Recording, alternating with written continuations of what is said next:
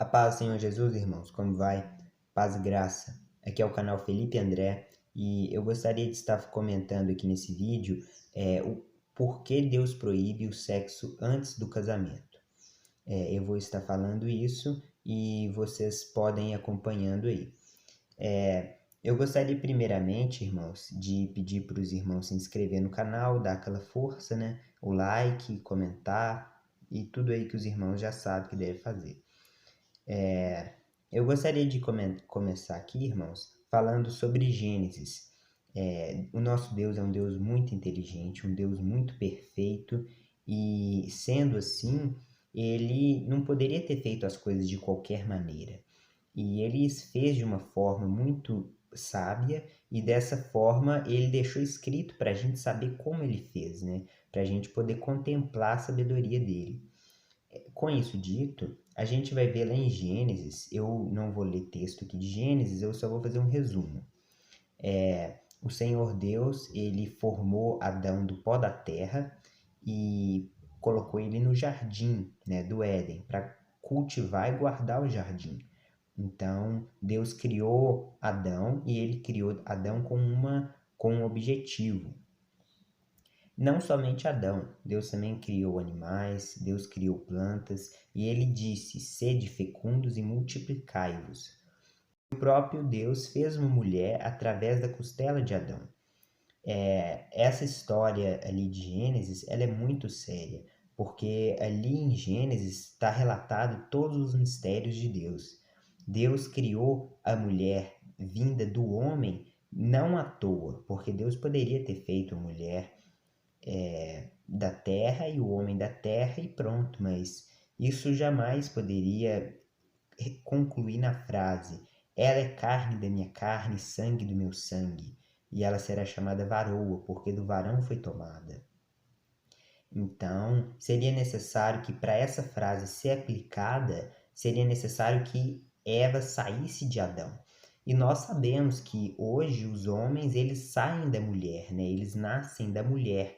Então, olha quão grandioso é a sabedoria de Deus. Ao invés de Deus criar homem e mulher separados, divididos, um não precisa do outro, ao invés disso, o Senhor Deus escolheu fazer com que todo homem, né, todo menino, né, ele nascesse de dentro de uma mulher. Então, olha a proximidade com a qual um homem tem de uma mulher. Ele nasce de dentro dessa mulher.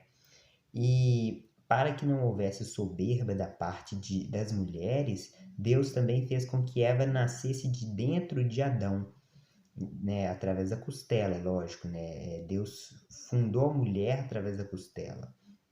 E isso é para nos trazer muitos ensinamentos, porque embora aí muitas pessoas acreditem que o homem não precisa da mulher ou a mulher não precisa do homem, ao invés disso o Senhor Deus estipulou uma relação de amor entre os dois, né, de união. E essa união, quando um homem se casa com uma mulher, não é algo simplesmente, é uma união qualquer, é um casamento. E após essa união ser concretizada, né, que ela é concretizada através do sexo, então eles se tornam uma só carne. Então, a partir do momento que você se torna uma só carne como pessoa, você vai ter uma relação muito íntima com ela, você vai estar ligado a ela. Através dessa passagem de Gênesis, lá em Mateus 19, você pode abrir sua Bíblia e dar uma conferida, fala que os fariseus, eles perguntam ao Senhor Jesus se era lícito divorciar por qualquer motivo. E aí o Senhor Jesus, muito sábio nas Escrituras, responde: não, porque no princípio Deus fez homem e mulher, e Deus disse que eles iriam se unir e iriam se tornar uma só carne, de tal forma que não são mais dois, e sim uma só carne.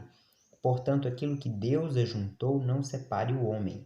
Então, a gente vê aqui que foi Deus que fez homem com os órgãos genitais masculinos. Deus fez a mulher ali também com as suas partes ali femininas.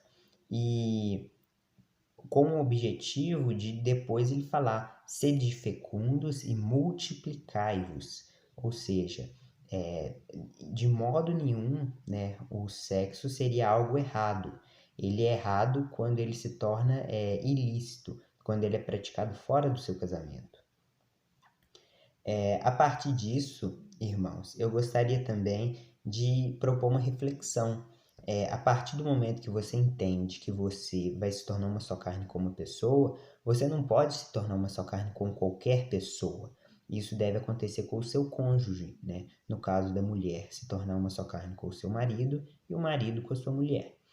Eu gostaria de estar lendo aqui em 1 Coríntios capítulo 6, versículo 16, está escrito assim: ou não sabeis que o homem que se une com uma prostituta forma uma só carne com ela? Porque, como se diz, serão os dois uma só carne. Também tem o texto de 1 Coríntios 7, versículo 9. Caso, porém, não se dominem, que se casem, porque é melhor casar do que viver abrasado. E esse abrasado aqui é no sentido de fornicando. Em 1 Coríntios 6, versículo 19. Vosso corpo é santuário do Espírito Santo. Portanto, irmãos, o Espírito de Deus, ele habita nos homens, né? Quando Deus fez Adão do pó da terra, Deus visava habitar nos homens. E, né, os homens seriam o santuário de Deus. Porém, o pecado faz com que Deus não possa habitar nos homens, né? Então, seria necessário uma remissão, né? Uma remissão através do sangue. E, portanto, se nós fomos comprados com tão alto preço, que foi o sangue de Cristo, precisamos glorificar a Deus no nosso próprio corpo. Quando Deus ele passa para a gente que é proibido a imoralidade sexual, a fornicação, não é porque Deus é chato. Isso acontece porque Deus quer o melhor para a vida da gente.